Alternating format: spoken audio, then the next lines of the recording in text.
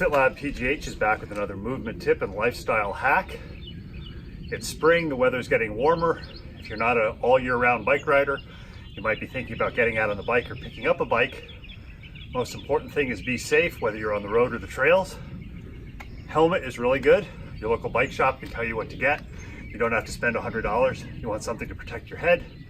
Gloves are always nice. It doesn't have to be full finger gloves, but gloves in case you fall. Gives you a layer of protection, protects your hands. And then finally, bring your bike into your local bike shop. Make sure the tires aren't dry rotted. The gears are an adjustment. There's nothing that's worn out that might hurt you. And if you wear clipless pedals, think about getting your bike shop to replace the clips or cleats with a new set because they get worn. Most important thing is to move more, move safely, and opt outside, take advantage of the trails. Another movement tip and lifestyle hack from FitLab PGH.